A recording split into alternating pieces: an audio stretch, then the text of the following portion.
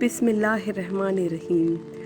السلام علیکم دوستوں، ہماری یوٹیوب چینل اسلامی واقعات میں ہم آپ کو خوش آمدید کہتے ہیں۔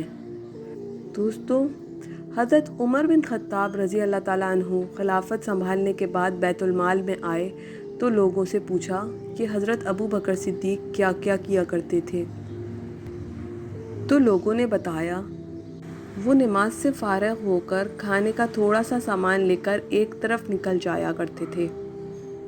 آپ نے پوچھا کہاں جاتے تھے؟ لوگوں نے بتایا کہ پتہ نہیں، بس ایک طرف کو نکل جایا کرتے تھے۔ آپ رضی اللہ تعالیٰ عنہ نے کھانے کا سامان لیا اور اس طرف کو نکل کر لوگوں سے پوچھتے ہوئے کہ حضرت ابو بکر صدیق رضی اللہ تعالیٰ عنہ کس جگہ جاتے تھے، پتہ چلتے چلتے ایک جھوپڑی تک پہنچ گئے۔ وہاں جا کر دیکھا کہ ایک بوڑھا دونوں آنکھوں سے اندھا ہے، اس کے منہ میں پھالکے بنے ہوئے ہیں۔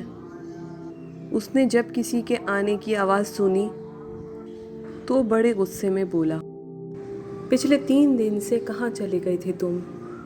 آپ رضی اللہ تعالیٰ عنہ خاموش رہے اور آپ کو کھانا کھلانا شروع کیا تو اس نے غصے سے کہا کہ کیا بات ہے، ایک تو 3 دن بعد آئے ہو اور کھانا کھلانے کا طریقہ بھی بھول گئے ہو۔ آپ رضی اللہ تعالیٰ عنہ نے جب یہ سنا تو رونے لگے اور اسے بتایا کہ میں عمر رضی اللہ تعالیٰ عنہ ہوں اور جو آپ کو کھانا کھلاتے تھے وہ مسلمانوں کے خلیفہ ابو بکر صدیق رضی اللہ تعالیٰ عنہ تھے اور وہ وفات پا چکے ہیں۔ جب اس بوڑھے نے یہ بات سنی تو کھڑا ہو گیا اور کہا، اے عمر، مجھے کلمہ پڑھا کر مسلمان کر دیں۔